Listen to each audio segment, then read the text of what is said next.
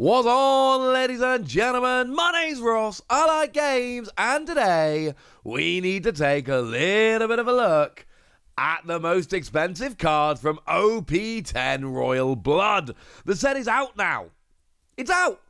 It's here. I'm very excited about this. And that means we can look at the most expensive, the most valuable, the most sought after, phrase how you will, the best cards in that regard. One thing we need to bear in mind as we start here though, sets just come out. So I'm giving you the early impression so you can go, oh, I pulled that card, yay, that's awesome, or oh, I need that card.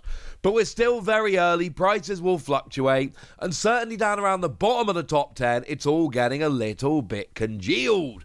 For instance, I'm going to tell you that the final card is about $55, a number 10 card. But we've got the special rare of a Rouge and the alt art of the Trafalgar Law, the secret rare, both coming in at about $50. These are cool cards. These are cards most people would be happy to pull, but they're not quite there. We've also got the parallel of the Smoker Tashigi. This is Smoker in Tashigi's body, which is coming in at about $53, $54 thereabouts. Very cool card, like it very much. One I may have to pick up at some point, because Smoker and Tashigi are awesome. And weirdly, the parallel Kazan is coming in at about $54 as well.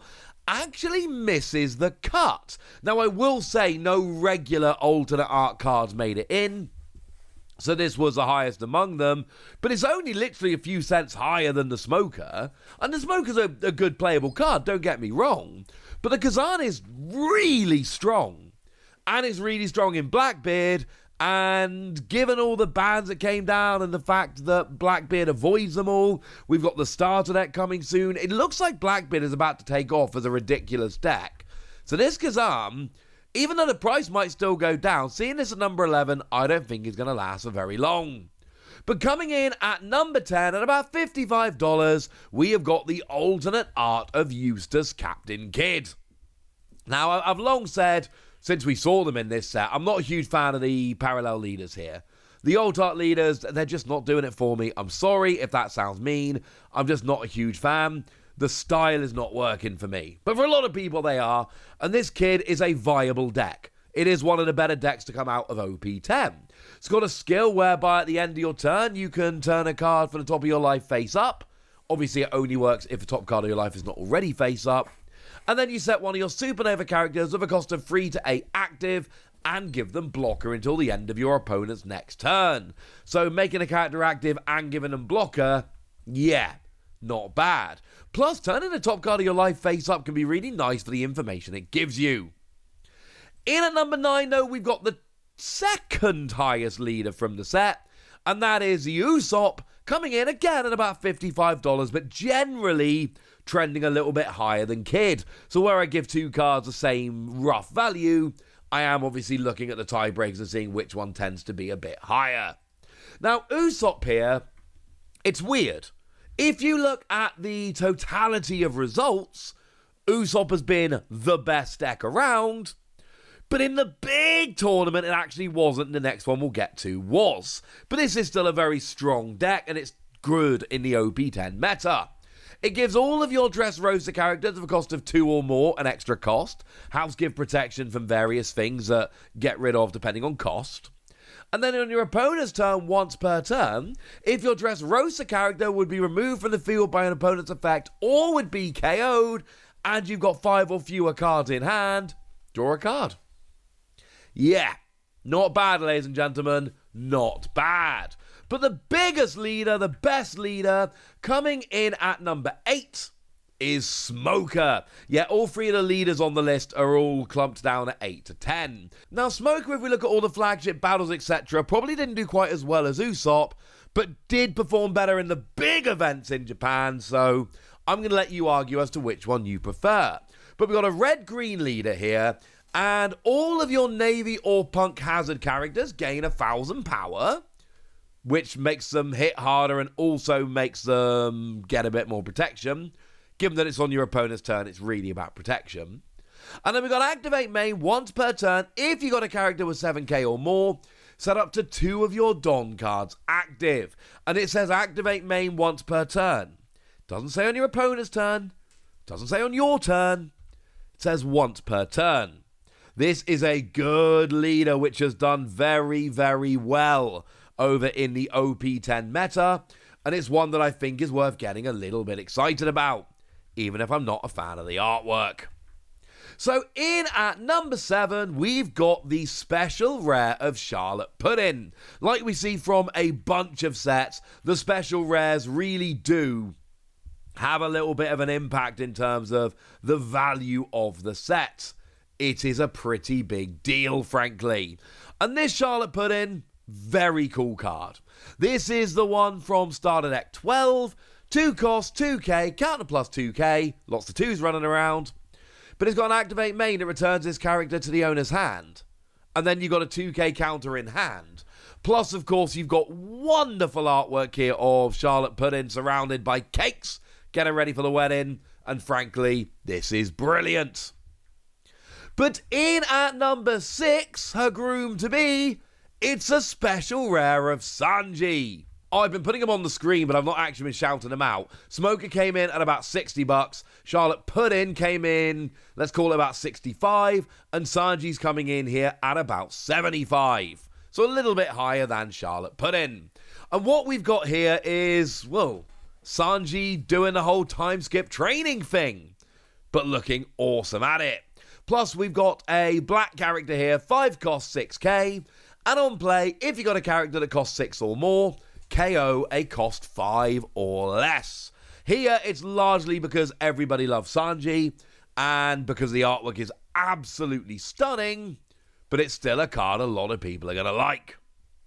Now, in at number 5, we've got the alternate art, Divine Departure. And this is a brand new kind of card. This is the first, well, as I've been phrasing it, manga event card.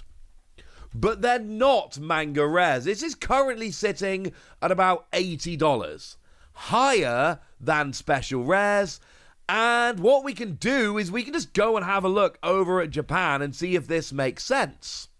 And the answer is, yeah, this is actually kind of sitting exactly where it should be. Over in Japan, it was above Charlotte Pudding, and it was just a tiny weeny bit higher than Sanji, so it's actually slotting in where it should.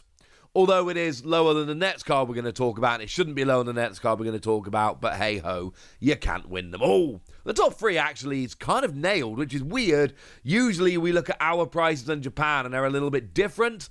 But actually here, we're a lot closer than we usually are. Put it that way. Not perfect by any stretch, but a lot closer than normal. And basically what we've got here is it's an alternate art, but it's got the manga artwork on it, and it's got the manga colouring on it, and it's just phenomenal.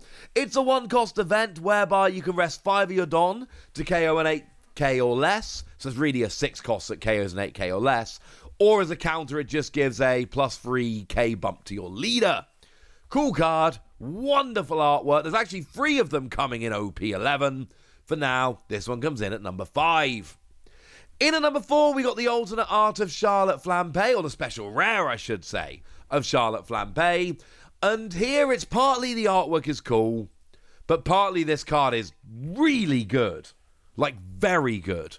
It's a 1 cost, it's got counter plus 2k, and it lets you add a card from the top or bottom of your life to your hand and draw a card.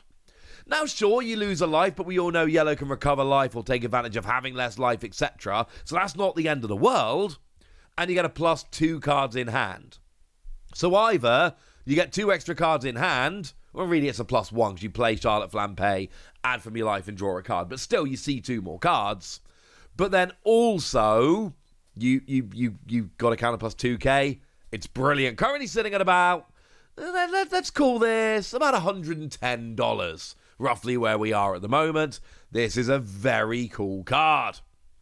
But in at number 3, we've got Edward Newgate, which is coming in at about $150. This is my personal favourite card from the set. Didn't pull it from my box. Very upset. This is my personal favourite. And actually, if we go to Japan, this was the clear second best special rare. And the clear best special rare we're going to see coming up next. So like I say, we're a bit closer than normal. It's a reprint of the Starter Deck 15 Edward Newgate. It's a 7 cost 8k, and on play you give a rested Dante leader or one of your characters, and there's an activate main, rest this character, and KO an opponent's character with 5k or less. Partly this sees a bunch of play, partly this is just wonderful artwork, and it's got all the Whitebeard pirates on. It's one of those awesome bits of art where you can really sit there and try and spot your favourite, and this makes me happy. But in at number 2, we got Uso Hachi coming in at about 175. And this is largely a playability thing. And yes, I know Uso Hachi is cool. We all like Usopp. And yes, I know the artwork is lovely. But anyone really going to pick this over Edward Newgate? If so, I might have words with you. But this is a phenomenal card that sees a phenomenal amount of play. It's got counter plus 2k. And on play, if you've got 8 or more Don on your field, you rest a 5 cost or less character. It's brilliant. It's absolutely brilliant. Sees a bunch of play, wonderful artwork, special rare with low pull rate. You add all of that together, and you end up with the second biggest card in the set. But the number 1 is obviously the Manga Law. As I sit here, it's dropped to like 515. It's dropped a lot since release. It's already dropped to 515. Everything we're seeing over in Japan is that this is not a particularly sought-after manga rare. This is not a particularly big manga rare. It's bigger than the rally from OP-08. And it's bigger than the Soji King, how could I make that mistake, over in OP-03. But they're the only 2. This is low for a manga rare, value-wise. But it's still a manga rare, let's be perfectly clear. And that alone is going to keep this one nice and high. So there we go. That's what you need to know.